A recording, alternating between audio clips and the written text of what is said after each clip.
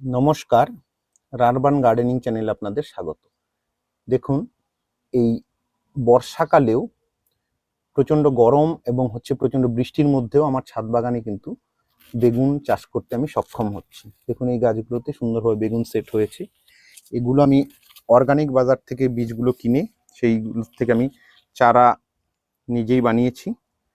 চারা বানানোর পরে কিন্তু এখান থেকে এখন বেগুন হওয়া শুরু হয়েছে। দেখুন, সুন্দরভাবে বেগুন সেট হচ্ছে।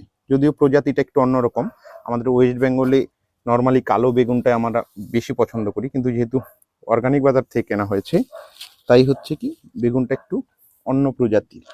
আর এইটা খুব সেন্সিটিভ একটা প্রজাতি, দেখি যে অল্পেই খুব রোগগ্রস্ত হয়, তাই এটার উপর একটু এক্সট্রা কেয়ার নিতে হয়।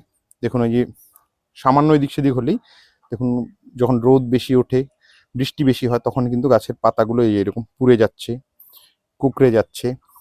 অথচ এর আগে আমি কিন্তু আমাদের যে ওয়েস্ট বেঙ্গলের বিভিন্ন দোকান থেকে কিনে যে বীজগুলো আমি এখানে চাষ করেছি সেগুলোতে কিন্তু খুব ভালো ফলন পেয়েছি আমি এই শীতের সময়, এবং বর্ষাকালেও সেম একই রেজাল্ট পেয়েছিলাম। যাই হোক, আপনারা কিন্তু এই সময়েও, বর্ষা সময়েও কিন্তু আপনারা চাষ করতে পারেন বেগুন ছাদে।